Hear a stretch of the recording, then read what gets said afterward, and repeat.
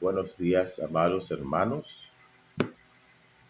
Agradecemos al Señor una vez más por este precioso día, este precioso momento en donde vamos a presentar delante de nuestras almas el Salmo 14. Dice el necio en su corazón: no hay Dios.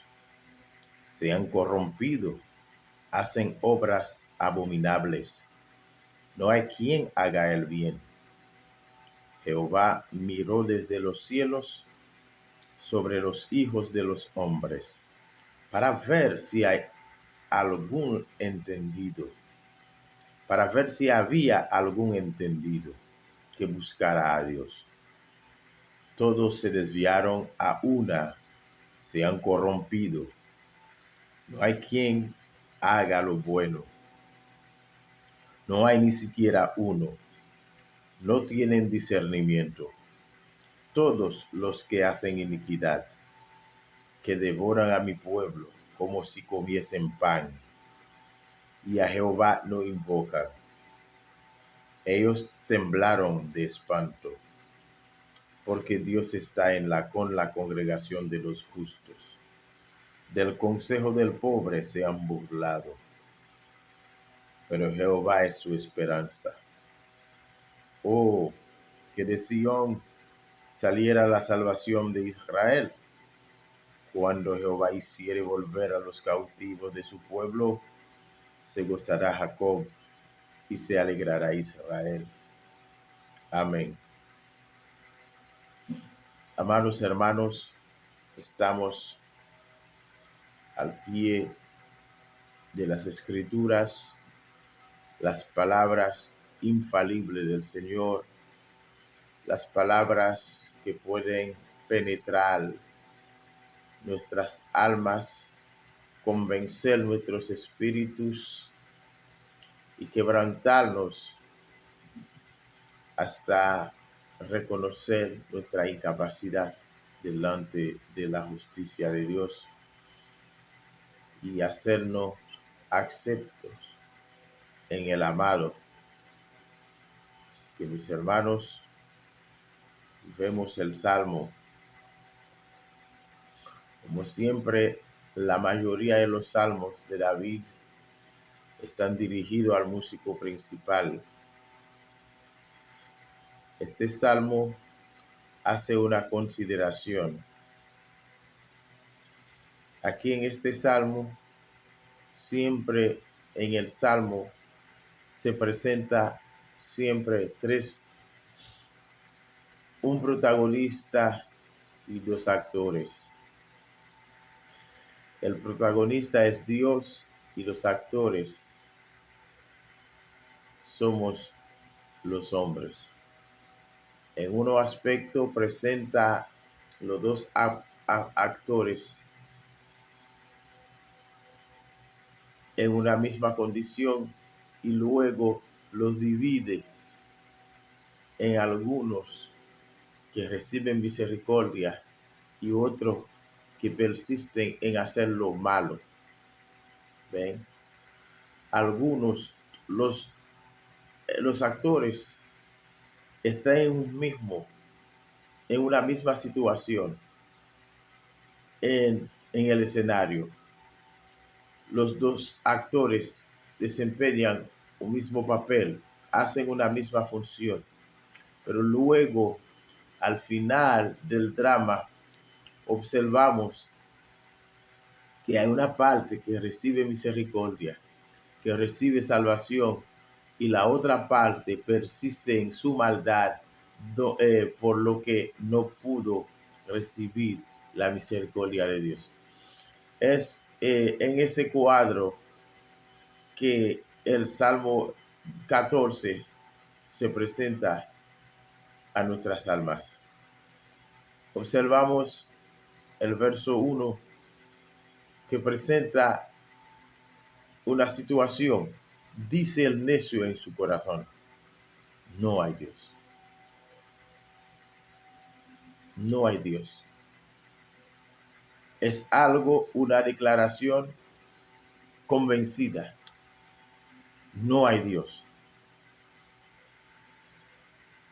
No al decir que no hay Dios, ¿qué es lo que sucede cuando una sociedad, cuando una persona, cuando una nación, cuando un mundo como el nuestro, y no existe otro mundo, este mundo es lo que la Biblia nos dice que existe, dice que no hay Dios, de inmediato aparece la consecuencia?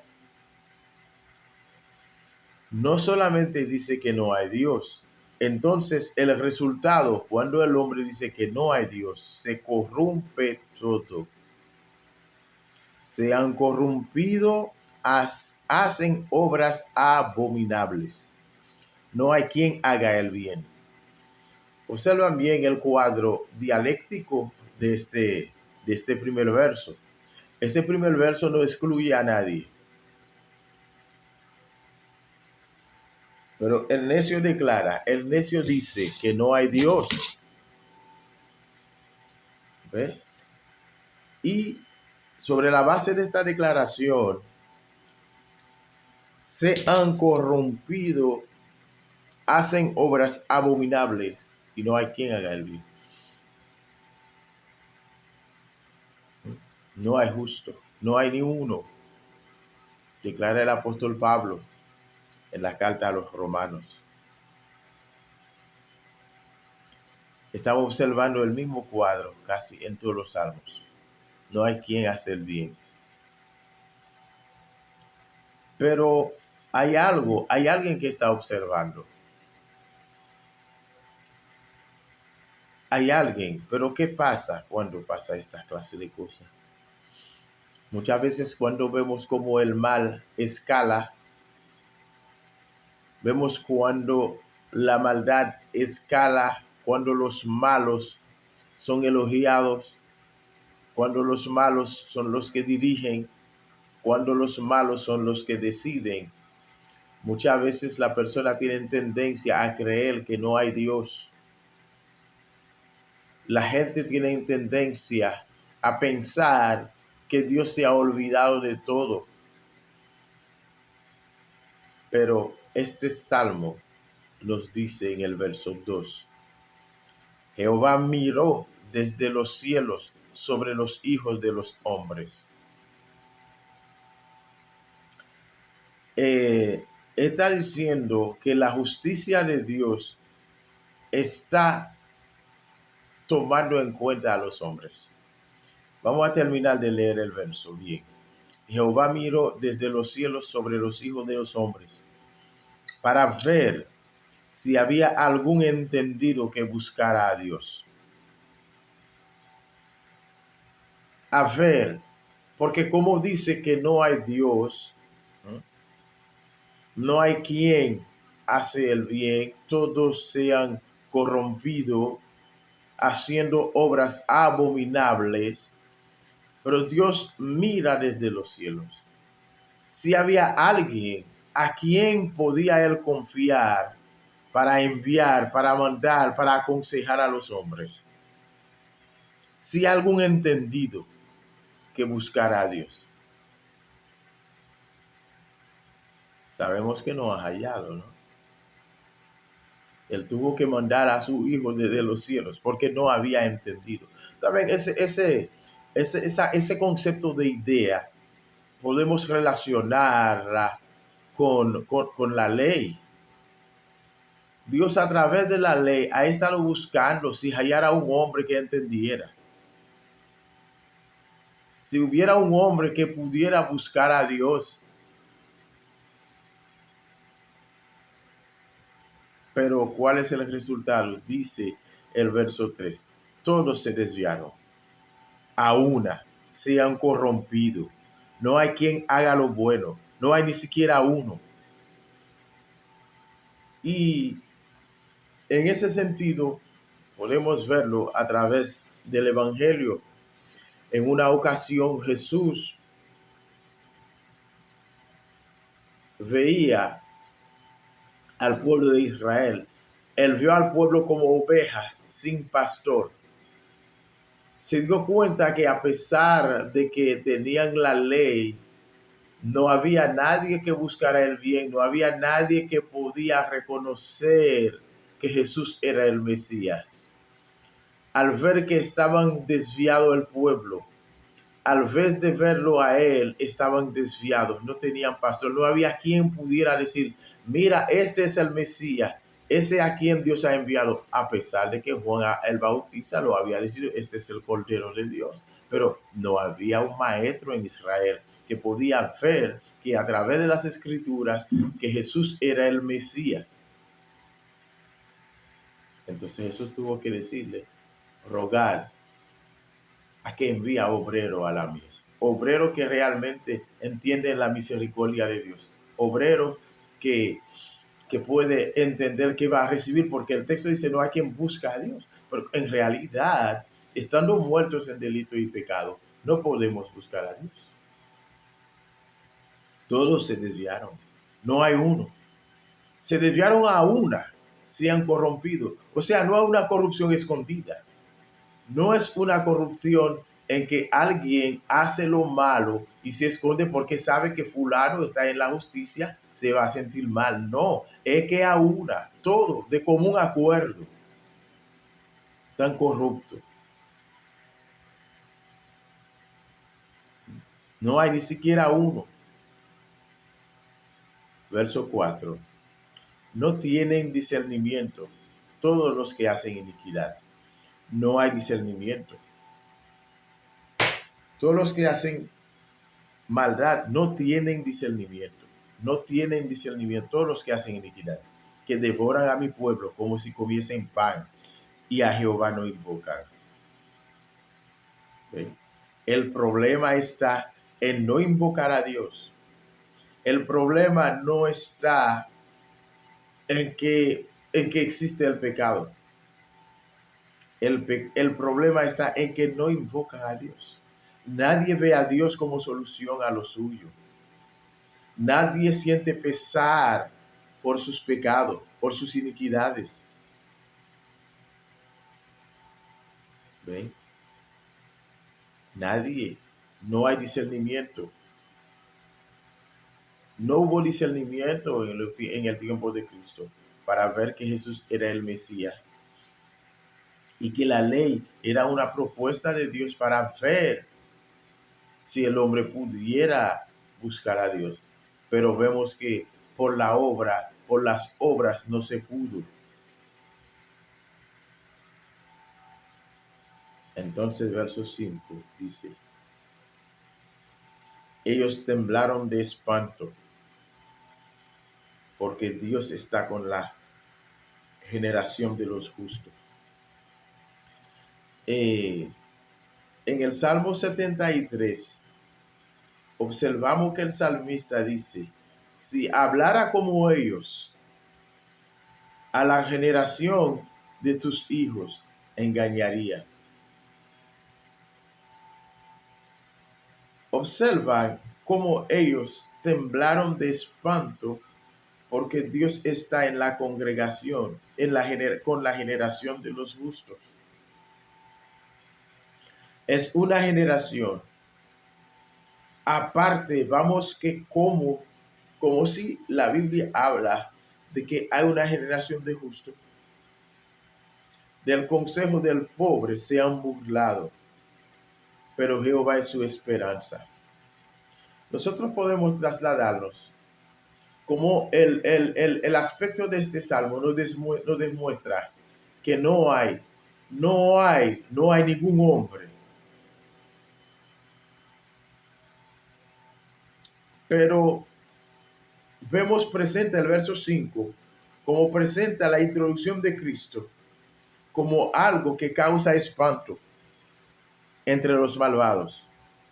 Pero vemos que a la vez ellos fueron espantados al ver todos los milagros que hizo Cristo en medio del pueblo, de ese pueblo que estaban haciendo maldad, ese pueblo que no tenía discernimiento, que no podían reconocer a Cristo. que todos a uno estaban haciendo lo malo. Pero fue de espanto para ellos al ver lo que Cristo estaba haciendo. Nicodemo fue donde Cristo en secreto. Los fariseos buscaban, los saduceos, los extranjeros venían a buscar sanidad. Muchas personas fueron porque Dios estaba con la congregación, está con la generación de los justos. Es una nueva generación. Esa es la generación que es la iglesia. Son esas personas que Dios va a justificar para conformar esta generación de justos. Ellos se han burlado del consejo de Cristo, pero Jesús confiaba, porque Jehová es su esperanza. Confiaba, porque esa incisión que hizo aquí el salmista en los versos 5 y 6 es una manera de introducir el ministerio de Cristo, la salvación que Dios dio a la iglesia y lo eleva y lo pone como la generación de los justos. Oh, que de Sión saliera la salvación de Israel. Pero vemos esta salvación que es Cristo. Es salvación de Israel. Pero observamos al comienzo del Salmo. Dice el necio. El necio es el hombre. Es el prototipo del hombre pecador. Es el prototipo del hombre en su pecado. Entonces sean corrompidos, hacen obras abominables. Es el resultado en que todos los hombres participan en el pecado. Por eso el apóstol Pablo dice, por el pecado de uno todos pecaron. Todos pecaron. Todos participamos en el pecado. No es que Adán hizo el pecado y el estigma del pecado quedó sobre los hombres. No, todos somos actores. Actores intelectuales. Autores intelectuales. Y autores materiales del pecado. Pero vemos que el salmista nos presenta a Cristo, el justo, Dios en medio de la generación, con la generación. Oh, Jesús está con su iglesia. La iglesia es la generación de los justos, los que hemos sido justificados por la fe, los que hemos alcanzado tener paz con Dios, los que hemos recibido perdón. Oh, que de Sión saliera la salvación de Israel. La salvación es de Israel como de toda la humanidad. Cuando Jehová hiciere volver a los cautivos de su pueblo, se gozará Jacob y se alegrará Israel. Que Dios trae salvación a su pueblo. Dios trae salvación. Dios va a traer los cautivos. El pueblo está cautivo por el pecado. El pueblo está cautivo porque dice que no hay Dios.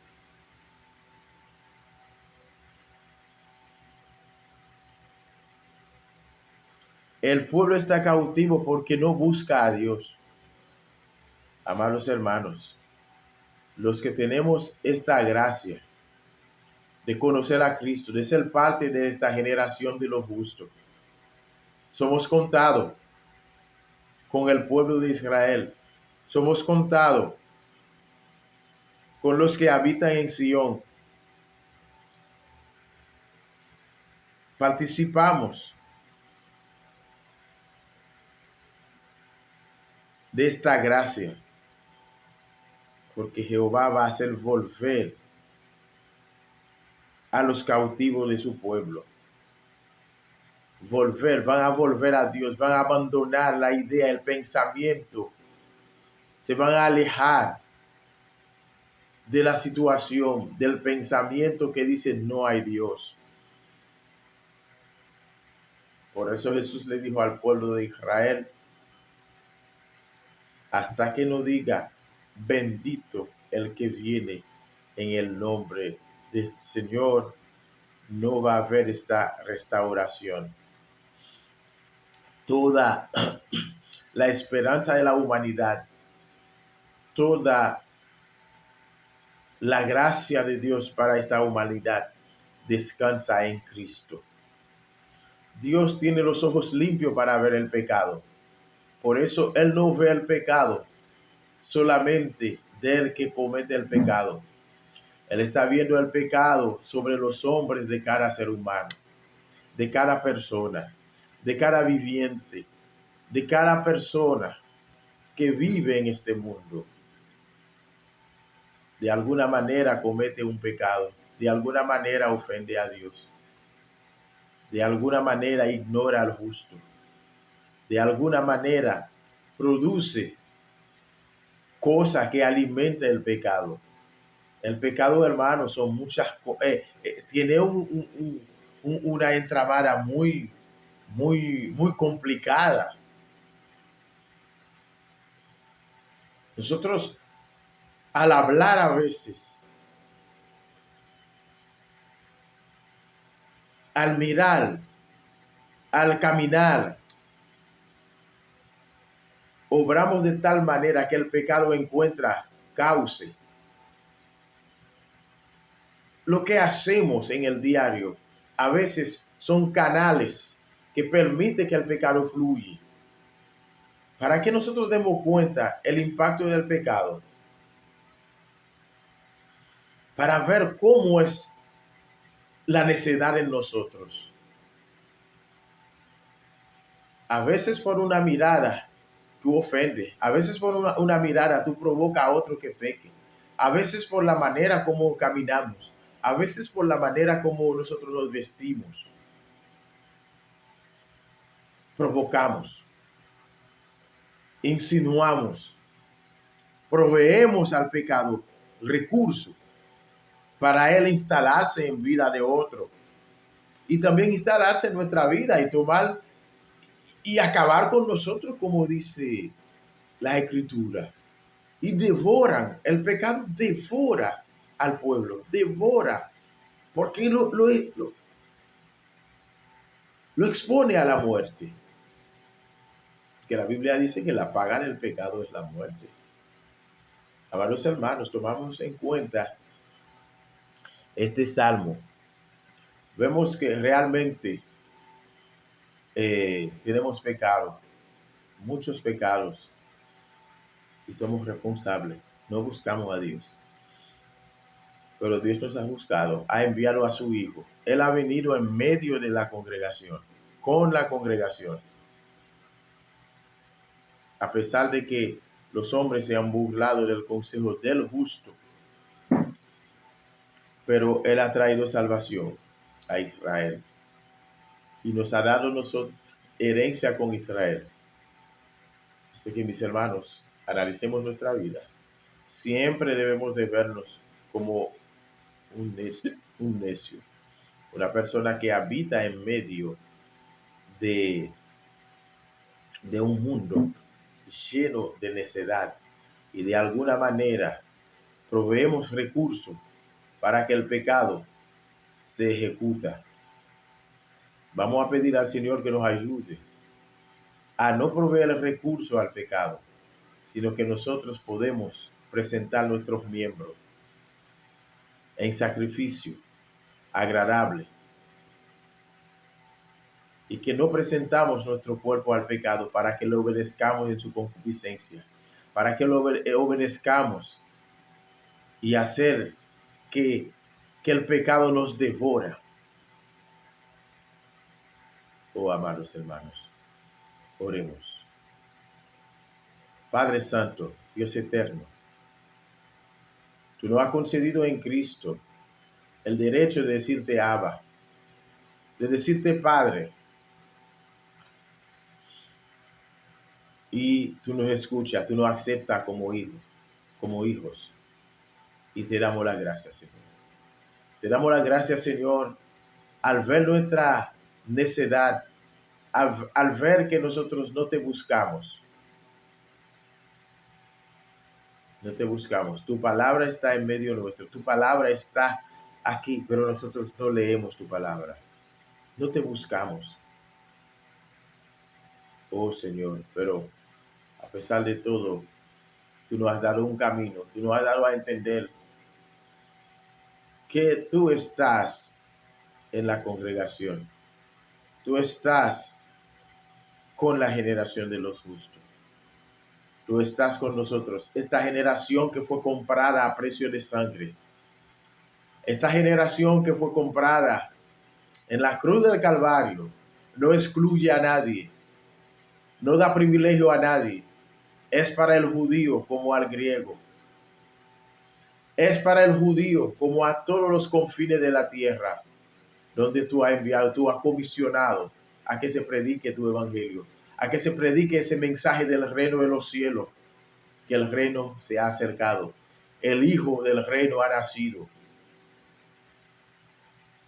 y ha traído un mensaje de paz, un mensaje de redención, un mensaje de perdón para toda la humanidad.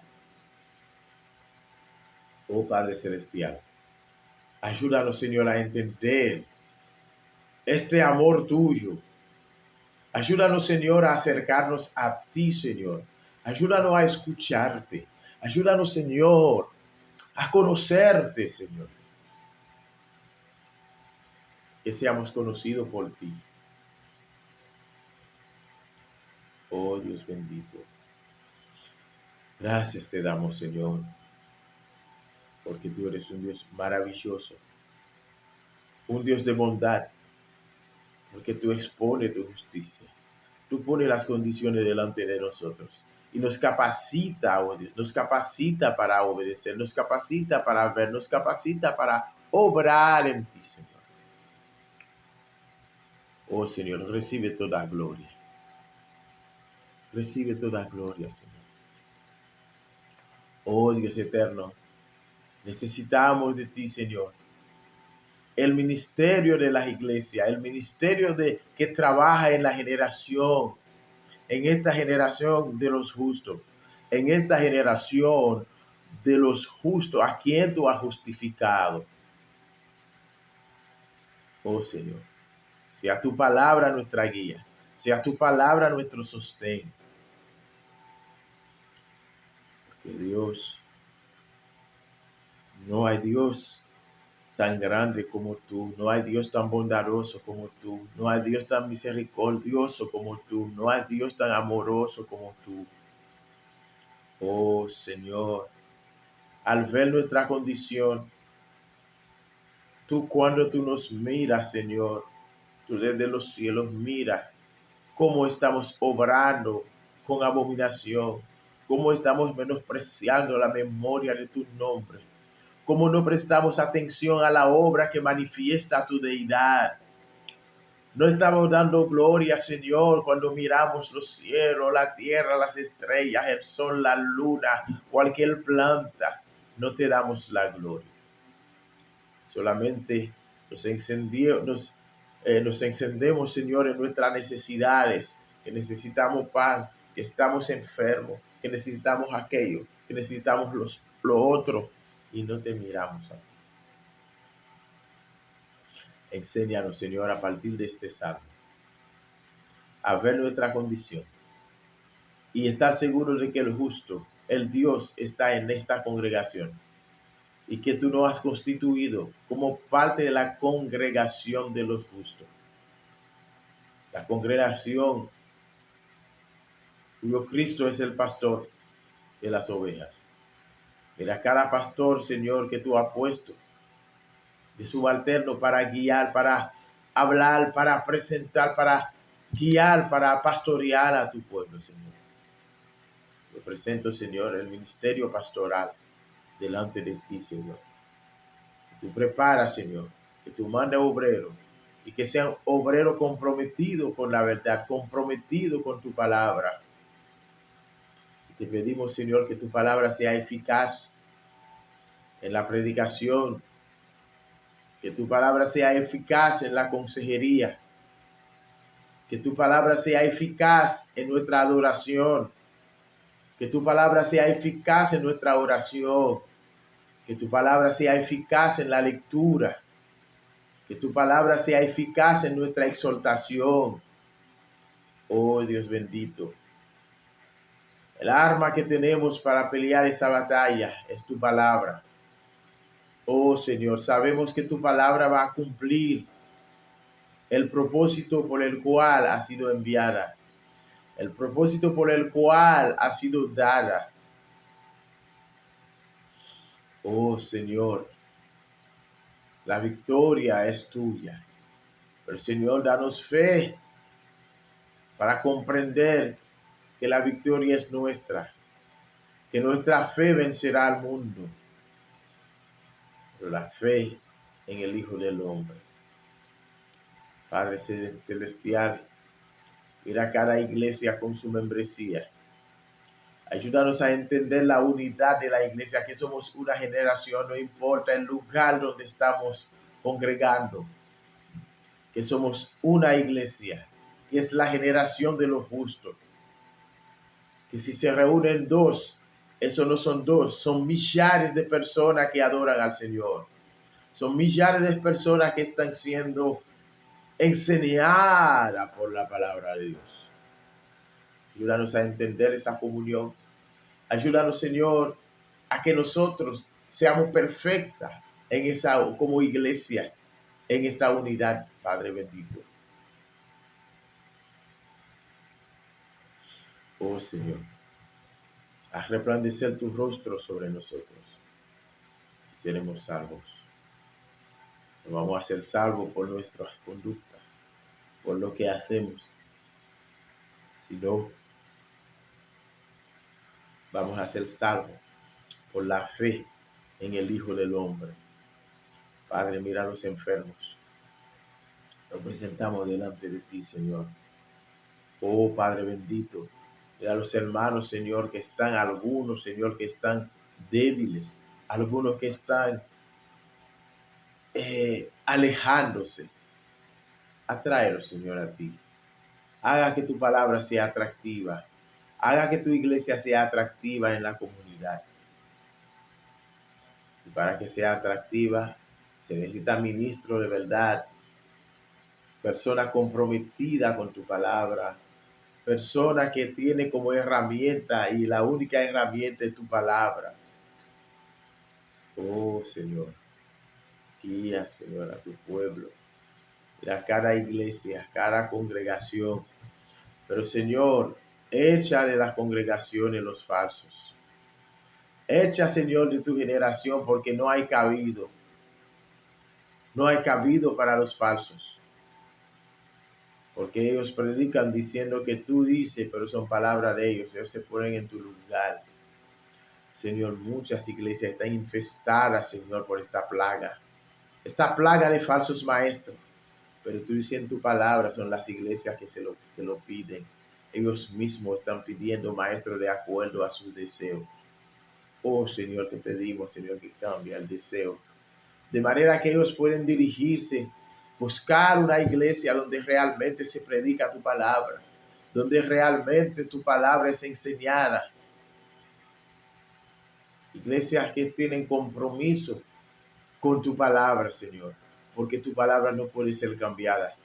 Tu palabra no es de voluntad, no es de voluntad humana, no es de interpretación privada, como algunos quieren privatizar tu palabra, restando autoridad a la palabra que tú has dicho en la boca del apóstol Pablo.